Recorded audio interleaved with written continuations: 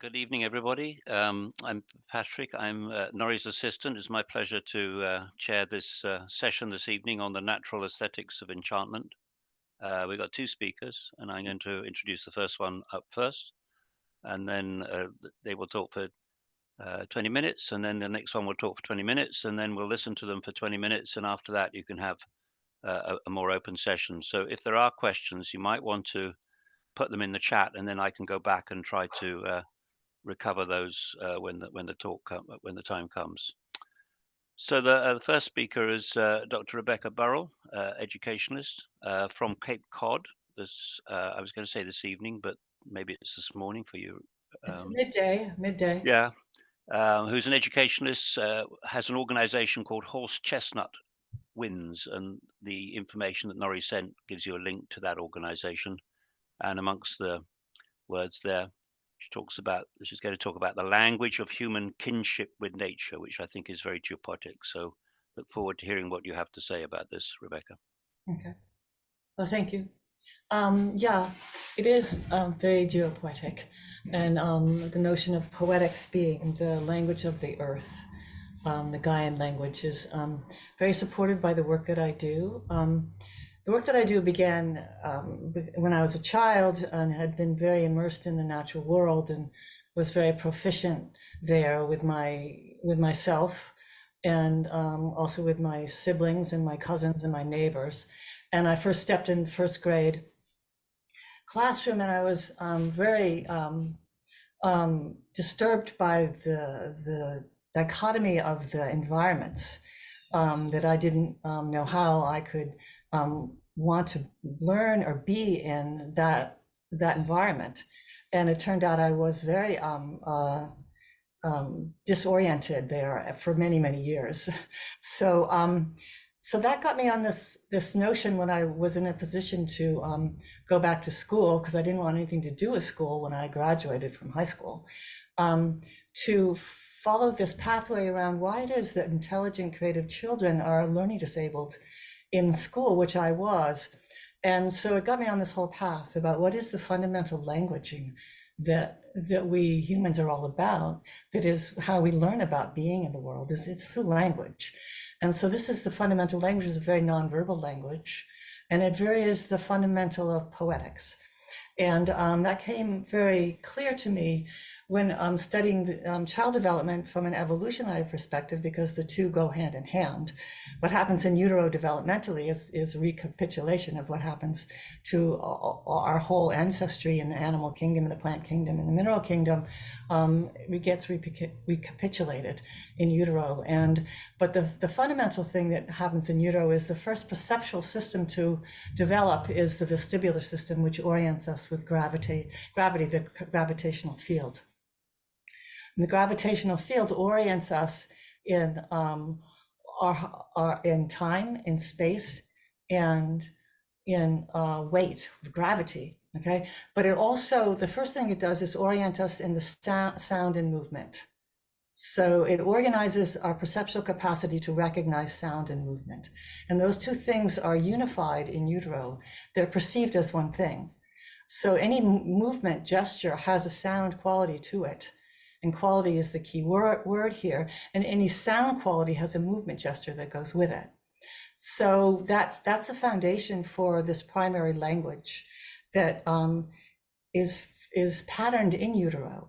And it is the fundamental patterning for what we call perceptual metaphor.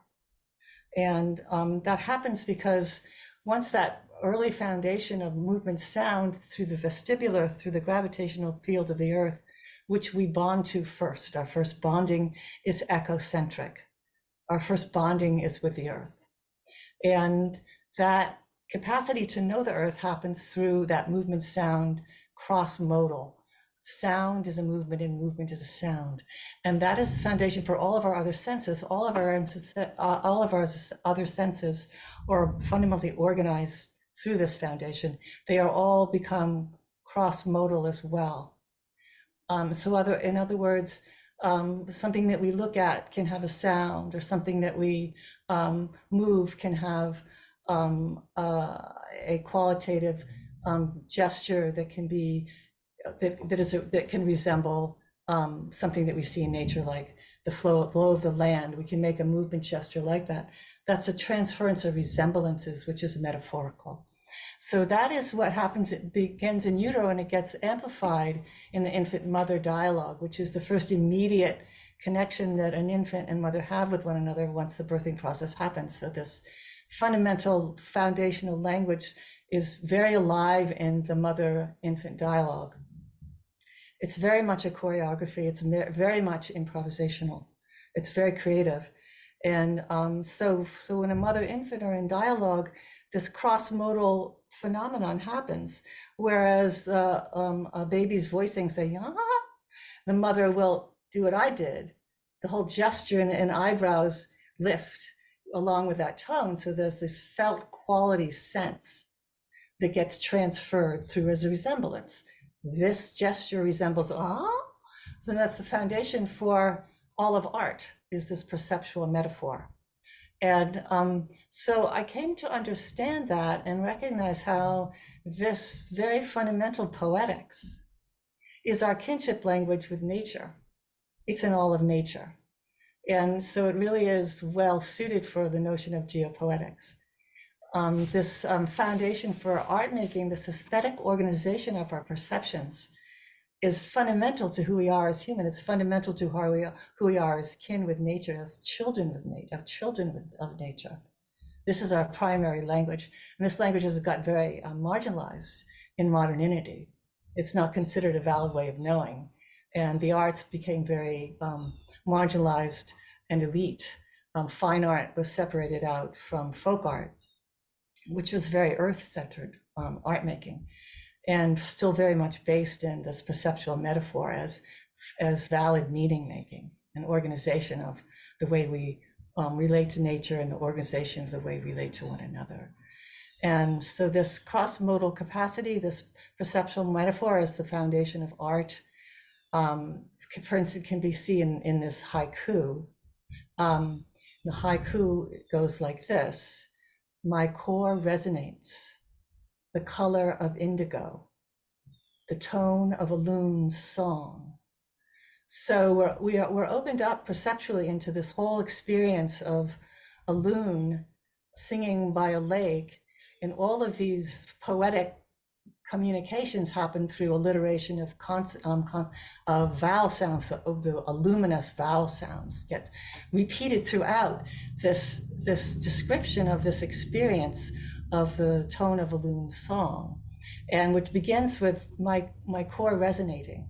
My core resonates, and the transfer, the cross-modal piece of that resonance, that sound and that kinesthetic response, that organ, my whole body responding that way, it transfers it into a visual, a color, the resonance of a color, of a song of a bird in the world, in the natural world. So this fundamental language is incredibly immediate.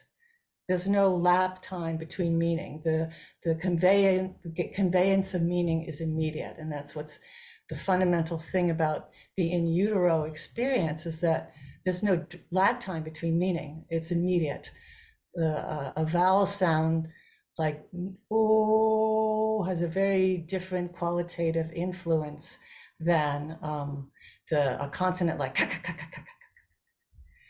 and so the quality of the meanings, the knowing of where you are in this embedded and embodied environment, is natural to nature and natural to us and natural to the mother-infant dialogue, and is the foundation for art making.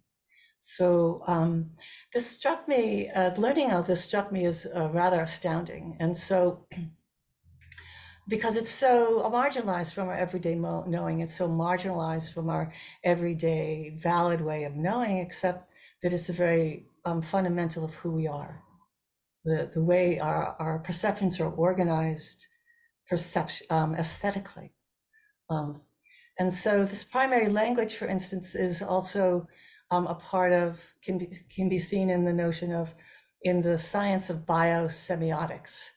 So which is, semiotics means the understanding of the world around us through codes and signs. which happens throughout nature. And it's all about, again, this metaphorical communication through resemblances. And Gregory Bateson writes that the metaphor is not just a pretty language, it's a logic upon which the biological world is built. So beginning as a single cell in utero, this phenomenon is already happening, and it gets echoed throughout the whole evolutionary and developmental process. And so it is our first fundamental ecocentric relationship. And it's been marginalized, as we know, because it's particularly amplified with the Renaissance and the Enlightenment, because Renaissance art marginalized folk art and said it's no longer, it's just mere craft. And then fine art became put on a pedestal, and a whole culture, a very elitist culture, was structured around that. And that influenced, very anthropocentric, very human-centered as well. The earth arts were marginalized. And then that influenced the Enlightenment, which became, science became very anthropocentric. And the whole understanding of it and the whole investigation of nature was human-centered, so human-valued. And the idea of quality, the language, the poetics of quality, was again marginalized. And then the language of quantification became the valid language. So the way of knowing nature happened through quantifying, units of measurement. And also the way of human relationship with one another became quantified through measurement. So there was this marginalization of quality of way of knowing as valid, again, amplified in these times, and bring us to where we are in our world today, in a total environmental crisis. And it was not just a crisis between humans and nature, it's a crisis between humans and humans. And so the thing about nature that is very true, and if you see it through a poetics of language and communication and relationship, is that it's all about qualities. This language, this perceptual metaphorical language is all about qualities, felt sense of qualities.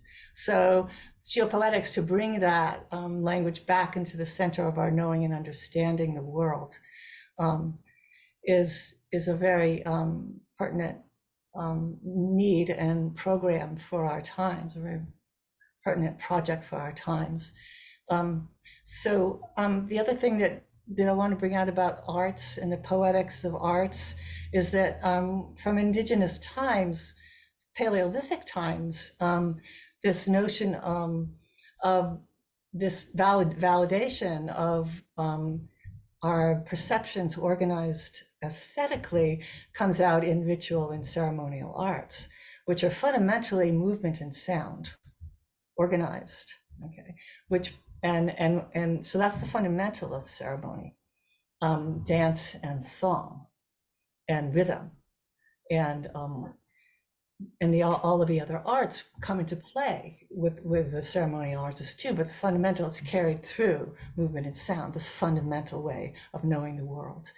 And so what I have done with this knowledge and this way of knowing about things is that I've created a workshop called Languages of Nature, Languages of Art, which I bring my students through this whole process of in utero, through guided imagery, and we start playing movement games, so we really get a conscious grasp and grokking of what perceptual metaphor is through movement and sound is a fundamental for this movement in dance. I mean, dance and song.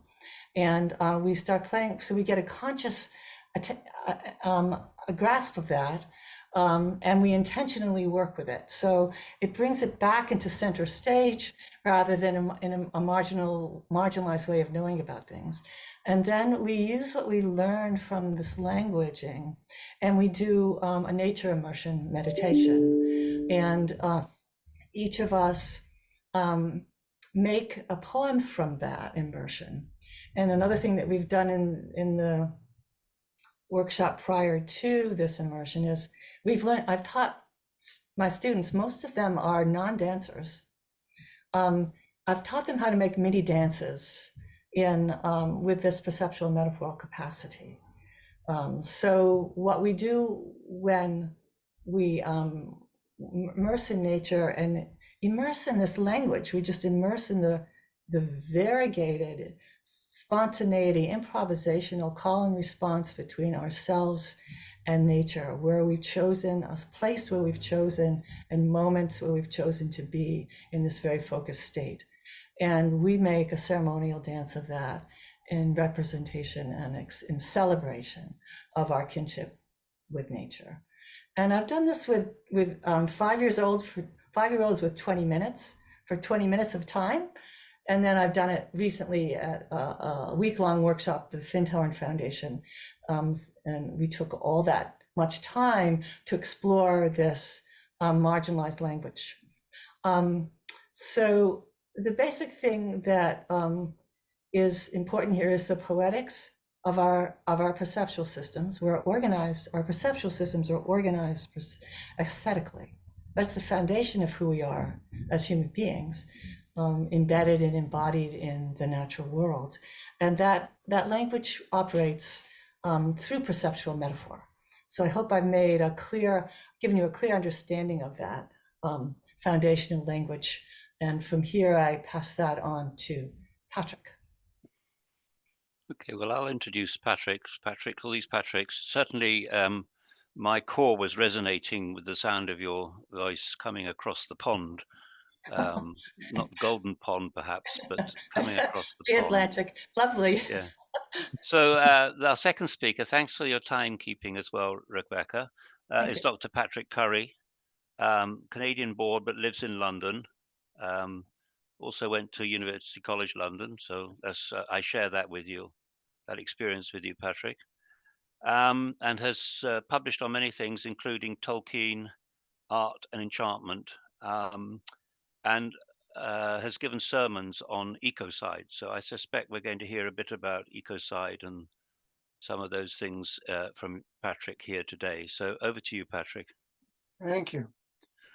Well, I'm going to try and complement what Rebecca has said in basically sharing with you some things I've learned about enchantment through quite a few years of study and involvement, and not study in the sense of like looking at it through a microscope or a telescope, but being involved with it personally as well as intellectually.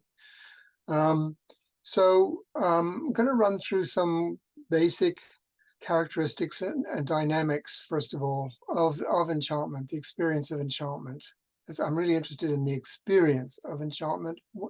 And what that boils down to is being in a state of wonder.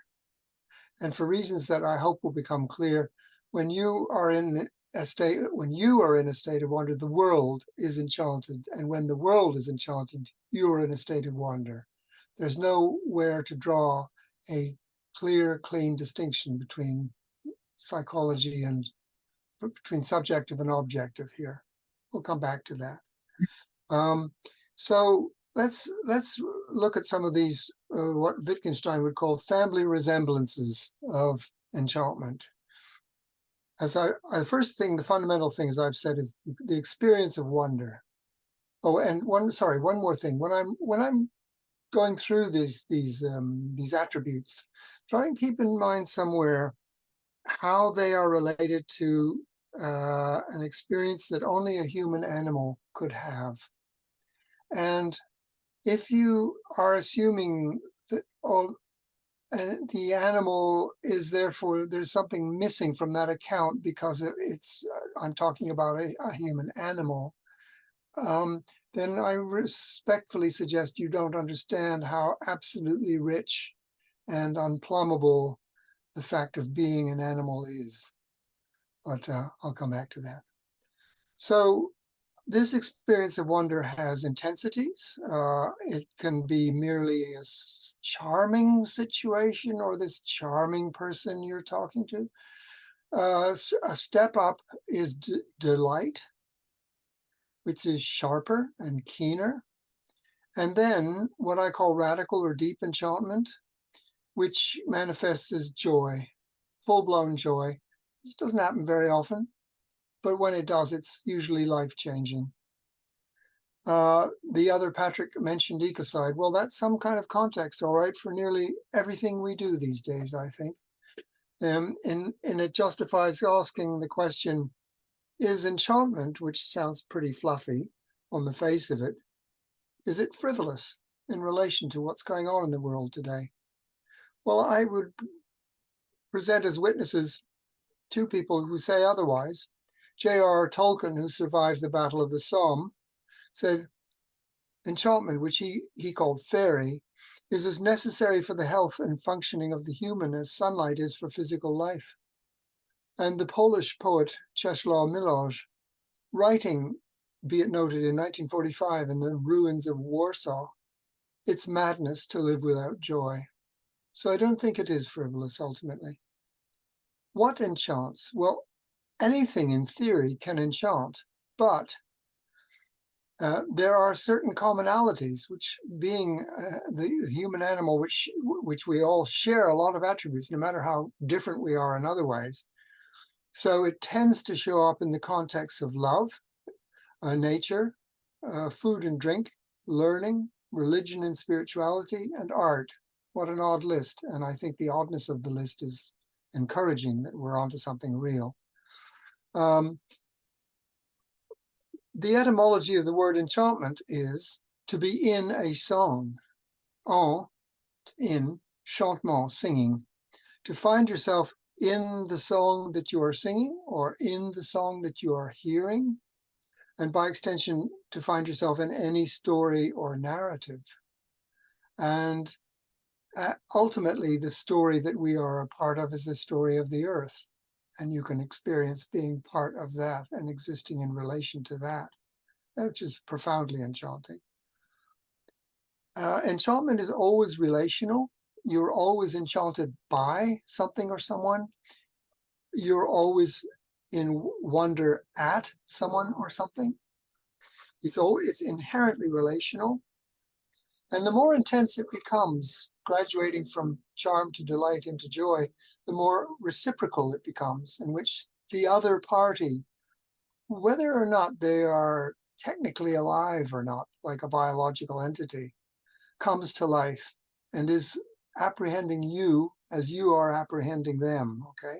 The other is experienced as an agent or a subject, no matter what it is.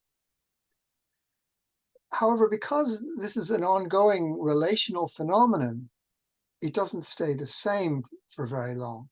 Time appears to slow down and the place gets very deep where you are, but it doesn't stay like that forever because it is changing. So we're not talking about stable essences here.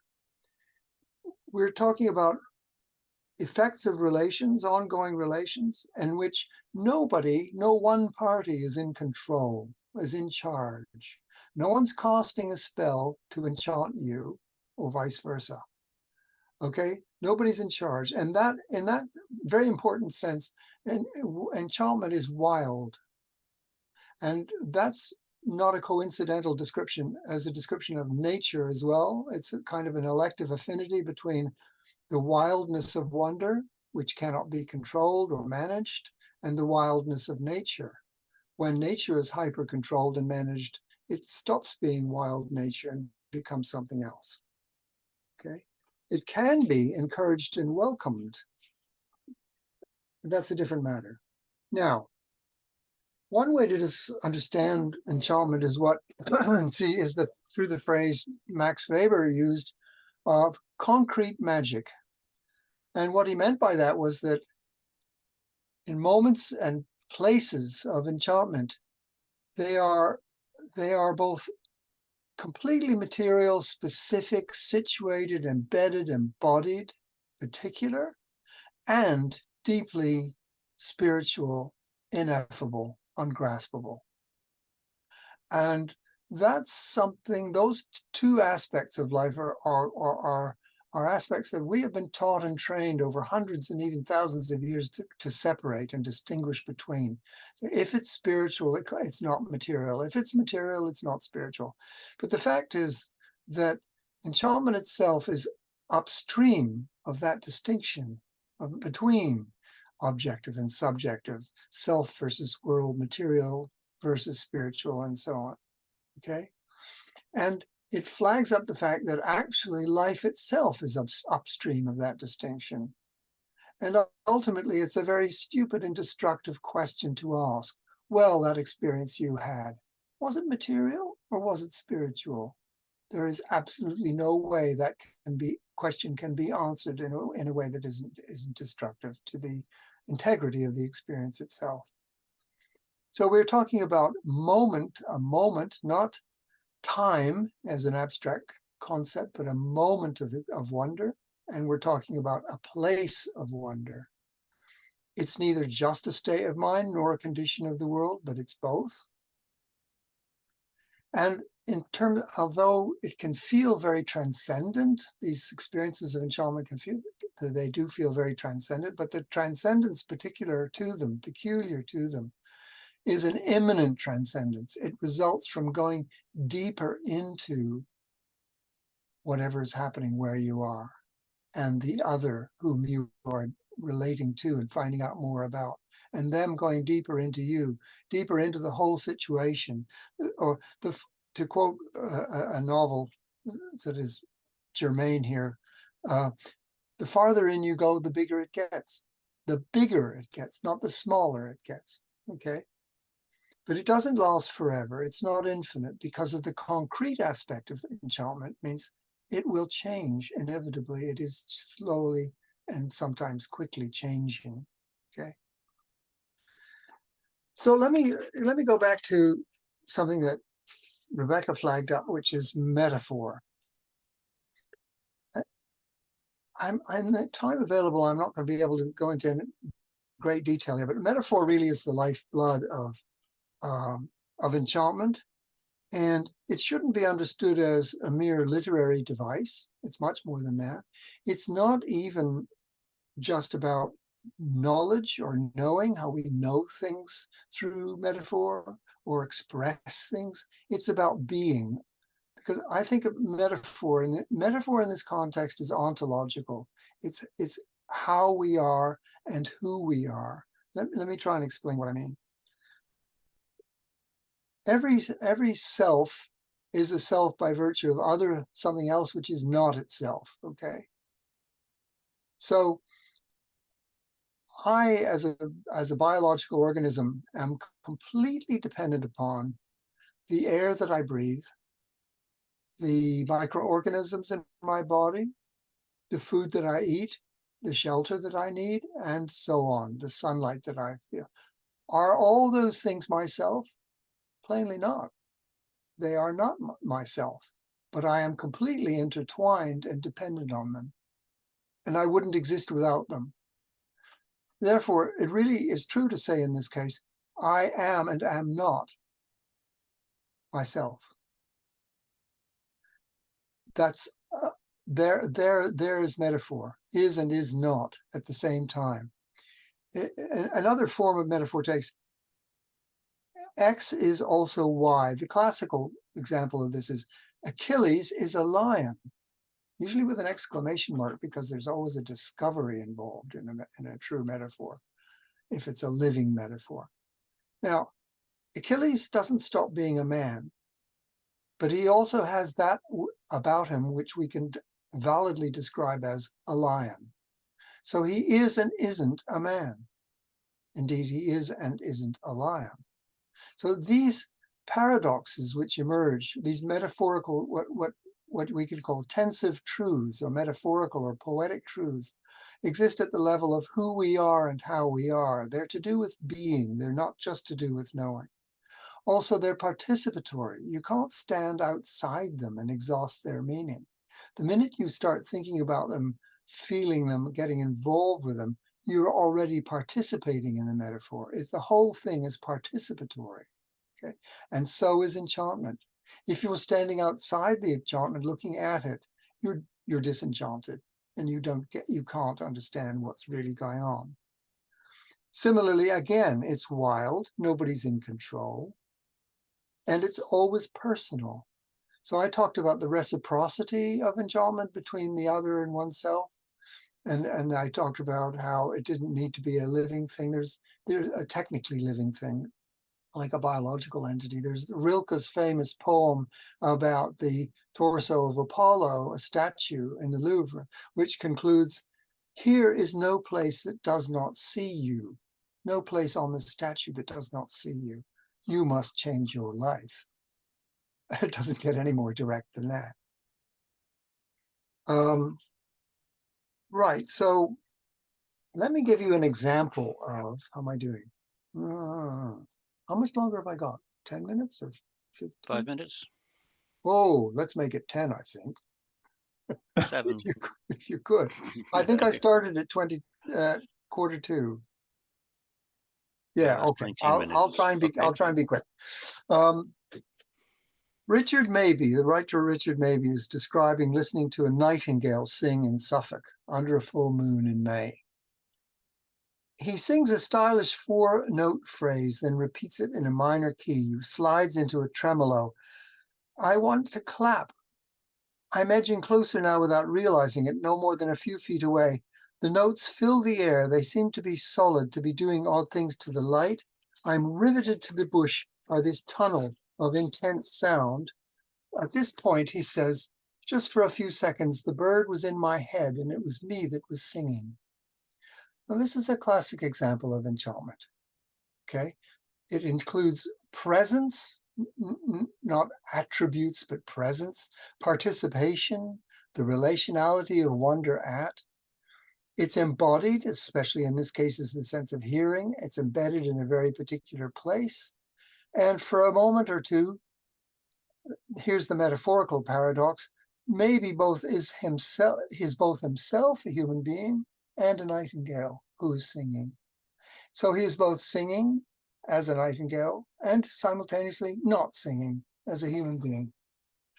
The intensity of this sort of experience can happen with art. It can happen in a religious context. It can certainly happen between human beings.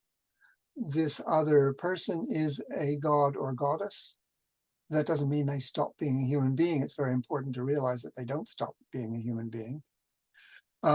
Because boundaries in enchantment still exist. They're not obliterated, but they're just relativized. It also is the thing that makes play possible. True play, which is serious and open-ended and ongoing, okay? It's a gift, although it can be encouraged. It cannot be created at will. If the enchantment is created at will, it's something else that I call glamour.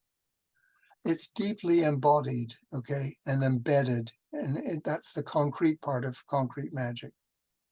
So the best attitude to have to it is what a writer called Freya Stark called fearless receptivity, to be open to it as you go through life, okay? And I believe, finally, that all enchantments are ultimately natural. We have experiences that are enchanting of nature, of other animals, of certain intense places and so on, like the one I've just mentioned by Richard Mabey. But ultimately, in an even more important sense, all enchantments are natural because they're rooted in nature, including ourselves as natural beings. We are natural beings.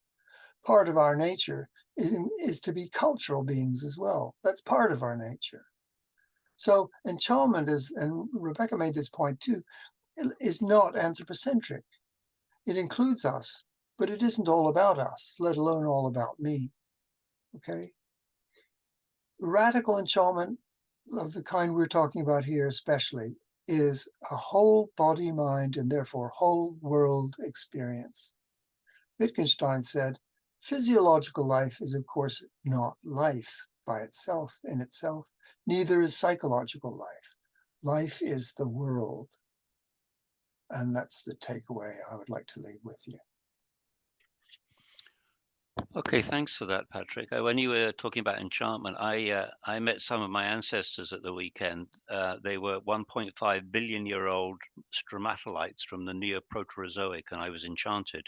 But I'm going to Fantastic. have to think about it in this context of the metaphor now. So you've given me something to work on there. So I appreciate that. So why don't you and Rebecca talk amongst yourselves for 20 minutes, and then and if any people have questions, put them in the chat, or then we can start raising hands after 20 minutes, and I'll bring people in with questions. Okay?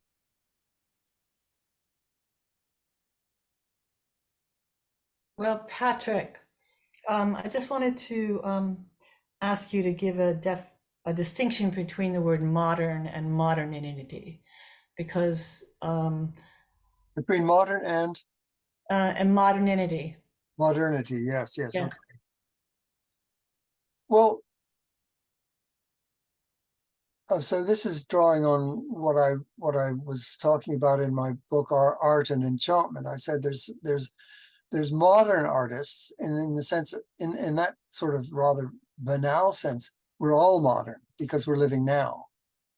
And there's modernist artists and modernist art, which is very different because that is a self-conscious program to be modern, to try and be super modern or particularly modern or very up-to-date modern.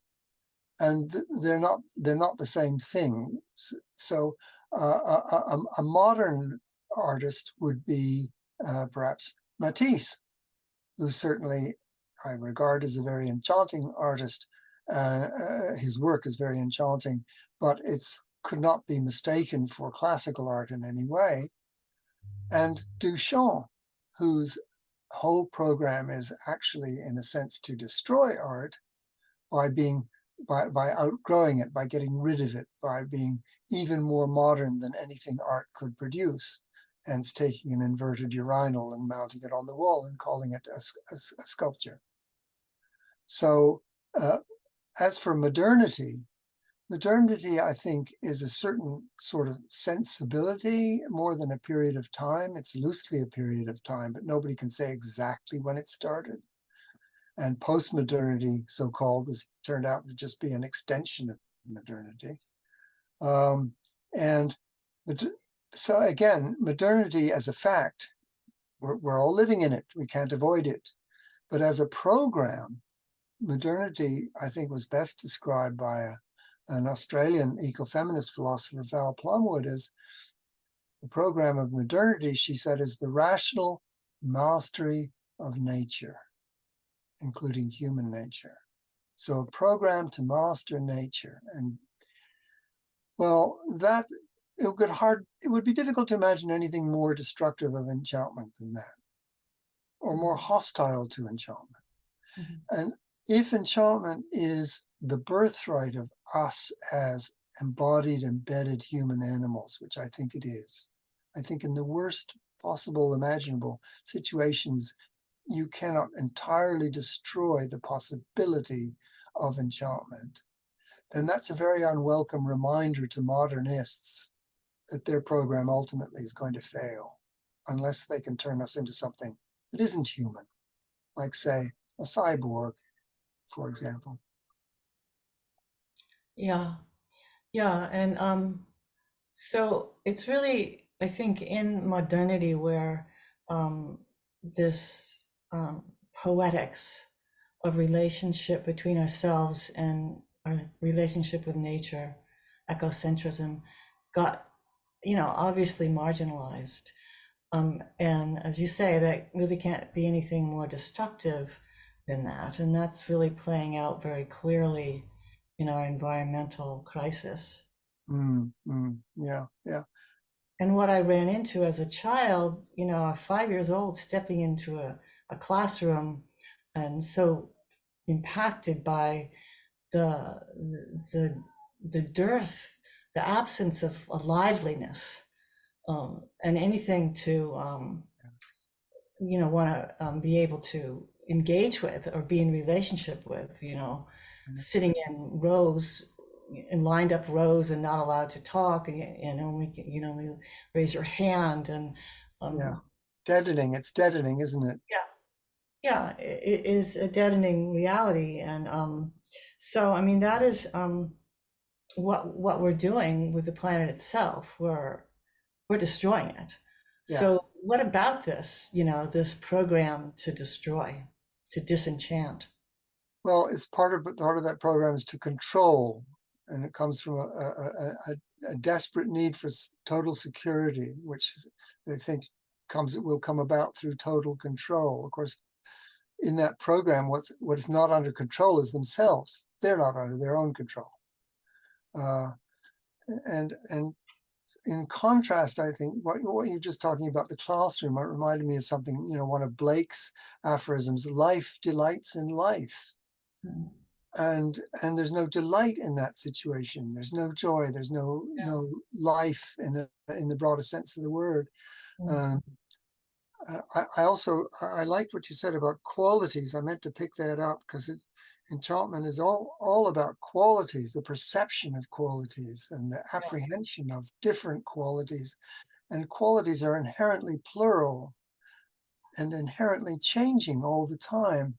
Whereas the program we've been lumbered with from, dare I say it, Plato onwards, is truth has to be singular, only one truth. Right. And it has to be universal. It has to be true everywhere, all the time, for everyone in every situation. Yeah. And it can't change. It can't be allowed to change. Well, that's a recipe for disenchantment and, by the way, disaster. Because it's so anti-life. Yeah. Yeah. Anyway. Well, yeah. So, the whole work that I do was to reorient and recenter what our values were in working with children. As I said, how is a intelligent and creative child, quote unquote, learning disabled? So yeah, but you've also extended that work with the adults, haven't you? yeah, I have.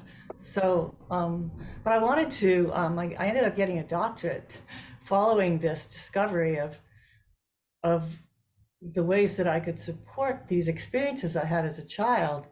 Nice way. And I'm thinking, okay, I'm going to get a doctorate. It was sort of put in my lap. This woman offered me at the master's level, a doctorate, master's combined. So I didn't have to jump through any of these hoops. I'm not by nature highly academic. I'm a very good student, and I'm a very disciplined student, but I'm not very intellectual. So, but I was naive enough to think that if once I had a doctorate, then my ideas about the way we work with children and movement-based child development is a phrase. I'm a movement-based child developmentist. I made that phrase up, even though there's lots of movement-based programs or fields. There's a few movement-based fields in education, but I mean, they've been around since the 50s and they're still very marginalized. Yeah. So it was naive of me to think that I could bring this wisdom to our educational systems and have them embraced, because they are counter to the whole program of modernity, which is to completely control. Well, I've just had a parallel discovery. I think naivete for people like us must go with the territory, because I discovered that the museum curators and professors of art and art critics who I attack as modernists, what do you know? They don't want to know about my book. It's the weirdest thing. I've been essentially frozen out by the art establishment because I'm critical of them. Yeah. So I think, I'm afraid that goes with the terrain. And what it means is that you have to have faith that people will, events like the one we're doing right now, people who are genuinely interested in this subject for its own sake, which incidentally is a prerequisite for enchantment by the subject. You have to be interested in it for its own sake. We'll pick it up and do things with it that we can't even imagine and don't know about. Yeah. And one of the things that happened with the arts is that the arts were very, you know, immersed in everyday life. And they helped us organize our relationship with nature and relationship with one another. And with that alienation between everyday life and art, we lost the capacity for art to inform us around, enlighten us around ways to be in relationship to things. So one of the aspects of the art world was back with the environmental justice movement in the early 60s was a group of artists, very, you know, very trained in the elite worlds of art and gallery and criticism and famous artists to emulate and to study and to know about. They defected from that world and they created a branch of art called eco art, which truly brings back art right back into the center of social, cultural life and our relationship with nature. And so our relationship with nature is so very disrupted and disturbed.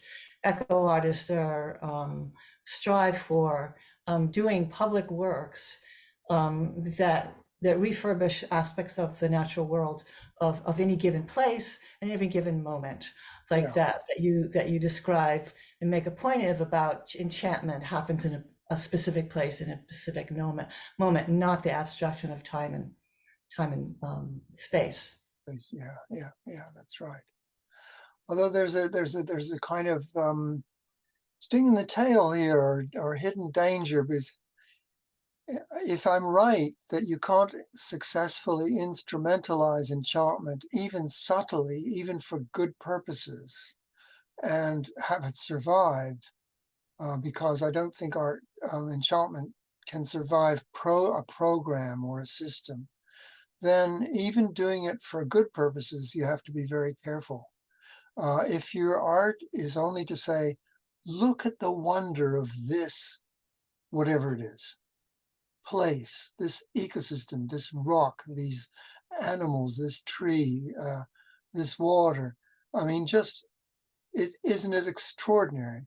Then that can have the social and political effects that you want it to have. But if you design it in order to have those effects, it won't. It'll just become part of another program. Yeah. So it's really tricky. Right. Tricky Right. terrain. Well, it is, because I've been very wary of the program that I teach, that there's this catch-22 that I'm not mainstream enough to get noticed enough, but if I got mainstream enough to get noticed, that my work would get packaged, you know, turn into, again, it would lose the impact that it has. Yeah. No. Well, I'm pretty sure that enchantment doesn't survive micromanagement, not even for good purposes. But in terms of nature, the natural world and ecocide and so on, that unless we can do what we can do, which is encourage enchantment, create the conditions for people, including children, to experience enchantment of wonder for themselves in a personal way. If we can't do that on a much bigger scale than we have been able to so far, then all the enlightened political policies, economic conclusions, programs, scientific knowledge even, it's not going to be enough. Right. It's not going to work. It's not going to suffice unless you have that personal commitment, which is, because really enchantment ultimately kind of flows into what Tolkien he defined as enchantment. He said ultimately it's about love. It's about a love of the other as other, not as an aspect of ourselves, but as other. And unless we can do that in relation to nature, unless we can rediscover that or help people discover it for themselves, we really are in big trouble. Yeah, we are. And that brings to mind an article that the Ecological Citizen just put out, in which Patrick is the editor-in-chief of, It's an online article, and I can't remember the title of it or anything, but it was about education and Yeah. in urban center in India, Mm. and where the writer was an educator who was creating gardens on top of multi-level skyscraper urban structures, many Right. story Yeah. buildings. And so, but what she was pointing out was that, you know, what brings children into this relationship with nature is not not science. So No. so much of our educational systems are based in science and in environment and ecology, but it's about wonder. It's about them witnessing the wonder of how these plants be in the world and what they respond to, and how their involvement with them changes themselves, and it changes the plant themselves, and really is the absolute fundamental of love. Yeah, that's right. To allow love between Yeah. ourselves and nature. Which is not to be anti-science. It's just to say science can't do the whole job. That's It right. can't do things it wasn't intended to do or designed to do. Yeah. Yeah. Well, look, Becky, do you think we ought to throw it open? There's a lot of questions. Yeah, I piling do. up here. Let's do that. There's a lot of questions come in, so shall we just take them from the top? I think Eleanor was the first one, which is about using the experience of enchantment with the context of fleeting encounters. I wondered how you would envisage or explain reciprocity in that context, Oh, right, yeah. working with archives, old maps, diaries. Can I just say that you might want to just put it down to intuition and be on safer ground, perhaps. But I think working with materials, artists working with materials, and this working with materials in the archives, old maps, you know, you're setting up a relationship between you and the material. An artist has a certain relationship to the material, whether it's wood, paint, paper, whatever, that they're not just using. They have to work with that material and the specificities of it. So if they're painting on wood, it won't be the same thing as painting on canvas, or on paper will be different again. So you can develop that to an extent where, in effect, the materials are telling you something about what they want to be done with them or to them. I don't think that's too weird. I think there is a kind of reciprocity there. They smell special sometimes, don't they? Oh, there's all the senses are engaged in all of them. Yeah.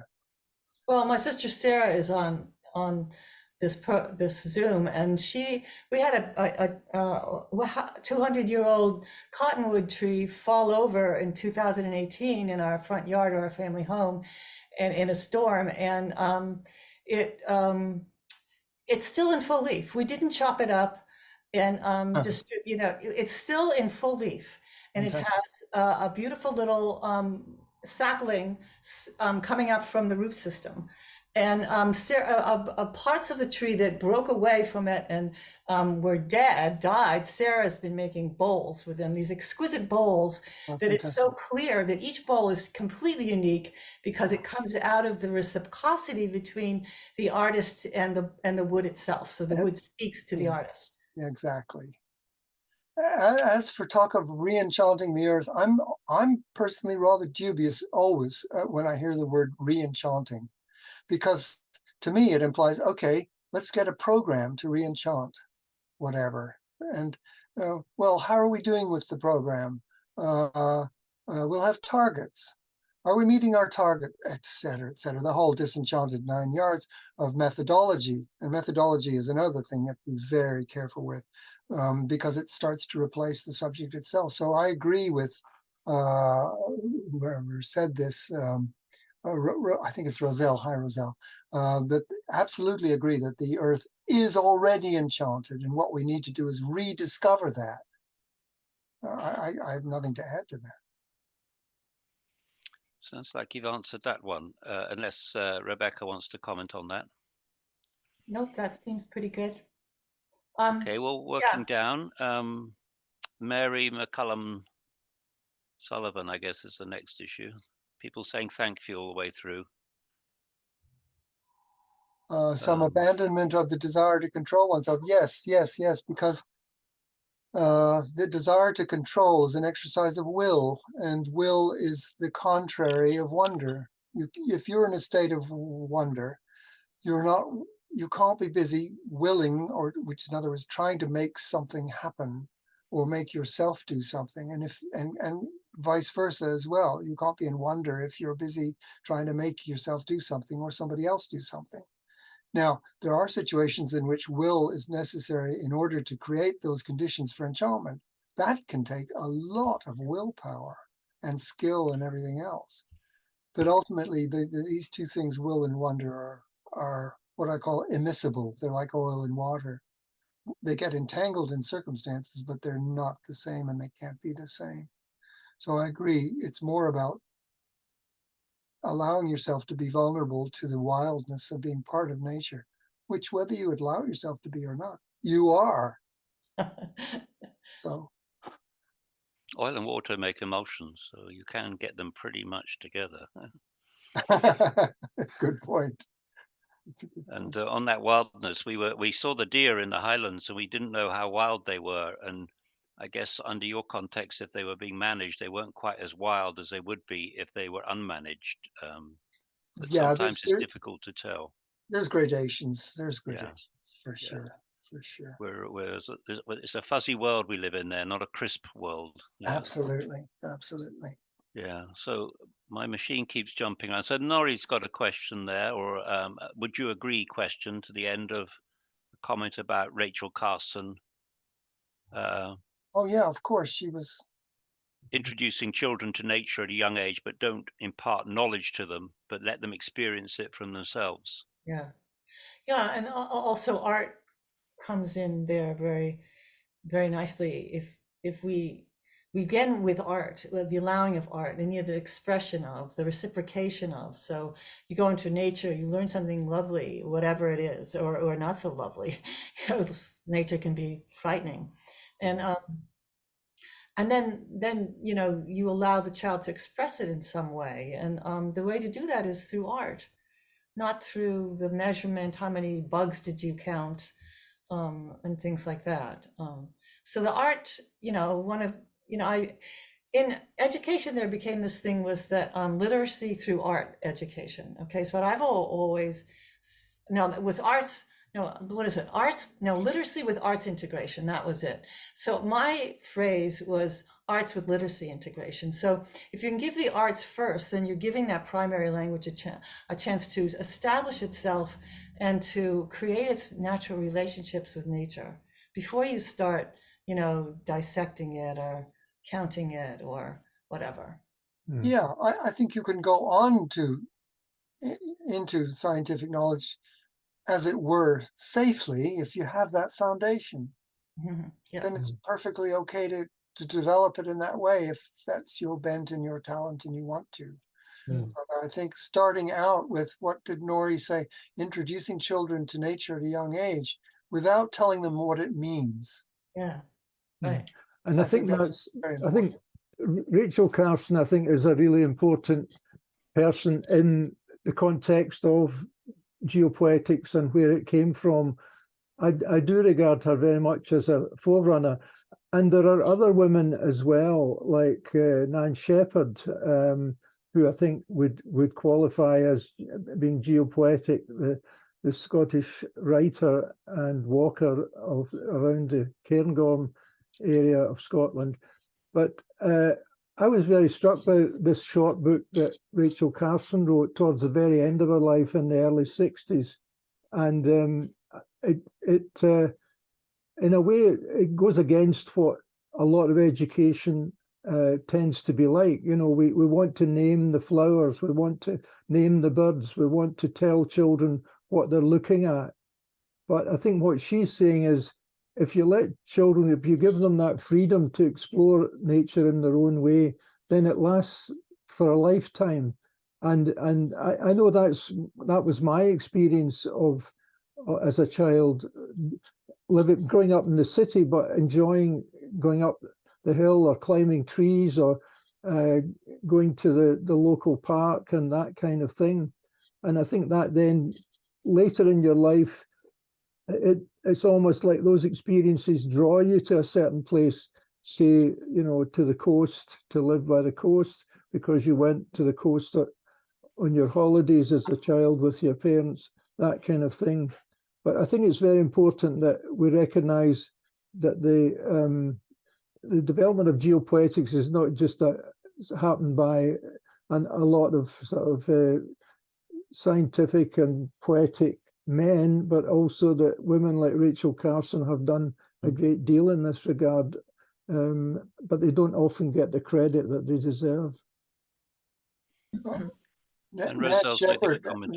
Nan Shepherd also is important in this context. Is part of the context for her importance is this discourse of conquering the mountain, which is, you know, if you'll pardon my saying so, such a male attitude, you know, and like so disenchanted. No, she said, get to know the mountain and have a relationship with the mountain, in the course of which the mountain discloses something about itself to you. How else are you going to learn that stuff?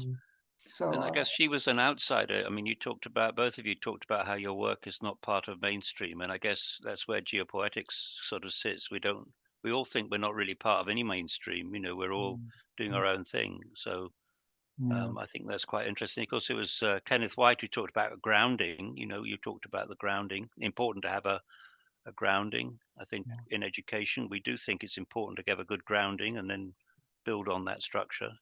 It's just how far back you want to go. Can I comment in relation to Leonie Charlton's question here? Sure. I've tried to talk about the experience of being an animal, or how, you know, the modern dominant discourse always inserts this silent only in front of the word animal. What, are you saying we're only an animal? Whereas from my point of view, it's like, what else is there? What more do you want? And I would say I partly explore that sensibility in my book on enchantment, published, it's just called Enchantment, 2019. But I also learned a lot of it from David Abrams' book. And if you don't already know David Abrams' Spell of the Sensuous, I would highly recommend it. So to Roselle's question, Rebecca, was that my haiku? Yes. I was in Maine, and the loons, I was in a little cottage on a lake in Maine, and the loons were just amazing. And that was my experience. That's what I felt. Yeah. I miss them, actually. Yeah. Yeah. So I think Sylvion made a comment there about when you were talking about eco art, he said also outsider art. And also Roselle mentioned Annie Dillard as a female worker in this space. So a couple of comments there. Cool. Well, what was the thing about eco art? Because I'm not there. Maybe Sylvion. Are you asking me to say something? Yeah. Yes, I just mentioned outsider art, which is a term, my understanding is the term is being coined really from people who are survivors of things like the psychiatric system and so on. So it might be connected with the stream of study called Mad Studies, but very much art that was both dismissed by the mainstream, but has been it's been poked and prodded about a bit, but it seems to retain a level of what I'd call inner dignity that I'm very drawn towards. So I think it's a field, and it's a known term, but not well known. But what did you say about inner dignity? Oh gosh, you asked me to remember what I've just said. That's tricky for somebody like me. I would say simply that my sense of it is that it has retained that. It's not because it's well outside of the mainstream. Okay, yeah. It has intrinsic Lovely. what I'd call relationing with life Oh, lovely. Yeah. Yeah. And what is the name of this art again, did you say? Outsider art. Outsider art. Well, I'll make a note of that. I'll look into Yeah, that. Thank you. yeah, happy to offer that. Thank you. You're welcome. Could I pick up on the question from Loriana, is experiencing beauty not also enchantment? Mhm. I think the correct order of that is not that there's something, first of all, there's no such thing as beauty without something being beautiful, something instantiating or incarnating beauty. Okay. Wittgenstein said about Plato, he wants there to be beauty which is uncontaminated by any particular beautiful thing. That's not a direct quote, that's a paraphrase. So it's not that faced with something which we can all agree is beautiful, you will necessarily experience enchantment. It's the other way around. If you are experiencing the wonder of something in front of you, an other of some kind, then you will experience them as beautiful. Whether anybody else thinks they are or not, it's quite beside the point. Yeah. So in that sense, Sylviane is absolutely right. I think the experience of beauty is the expression of the state of being in enchantment. I think that's right. Yeah. Yeah, I think you cannot see beauty without enchantment, because the other beauty would be defined by people say that is beauty. But I personally think without enchantment, is it not there? But sorry. Oh, I agree. Yeah, that's right. Well, I agree. Beauty always enchants me. I'm always arrested by beauty. Yeah. Yeah, I'm not sure that other people would find 1.5 billion year old stromatolites very beautiful, but I find them enchanting. Yeah, that's right. Yeah. So But that's the Gordon's raised beauty something. police. You know, The beauty beauty is being police, yeah. Oh, yes, policed by. absolutely. It's the same for me. Francis Bacon's work is deeply moving to me, and he wrote about the beauty of wounds, and he uses a lot of colours that are around wounds, and many people seem to have some kind of inner policing that tells them that they can't see beauty there. So yeah, I would say that there's a layer. The word beauty is very, very problematic for somebody like me because of, often it means symmetry. There's ideas of flawlessness, and those are, highly troubling concepts. And so yeah, I see the word beauty as a little bit of a way of putting an experience into a box. And so that, yes, the word troubles me. Thank you for letting me butt in like that. Okay, so we'll go back to Gordon. I think is the next his comment about. I think that's just a comment there from Gordon. But if you've got that in front of you, Rebecca or Patrick, you could respond to that. Is it about the oft used Yeah. mem? Okay. Yeah.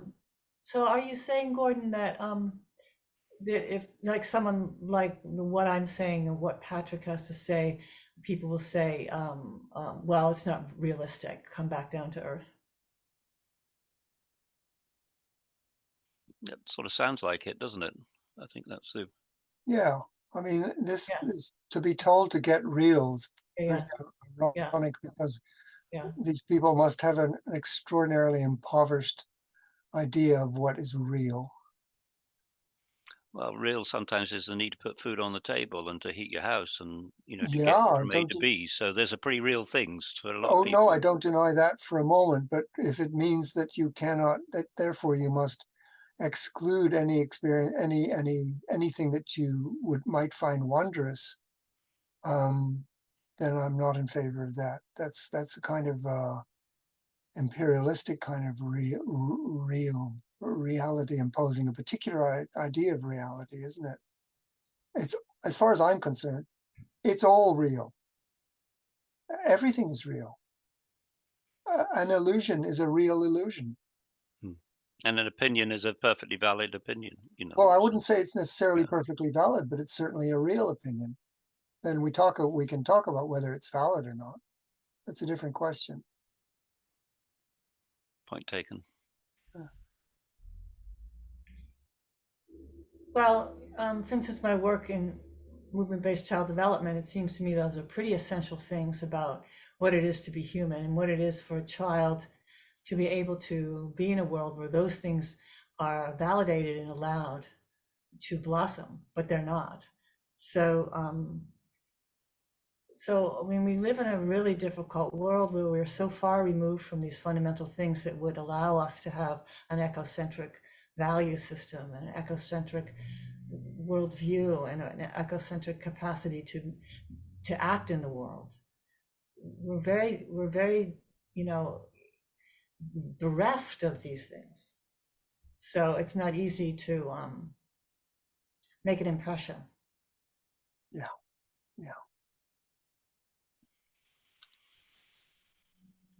Oh, I can tell a little.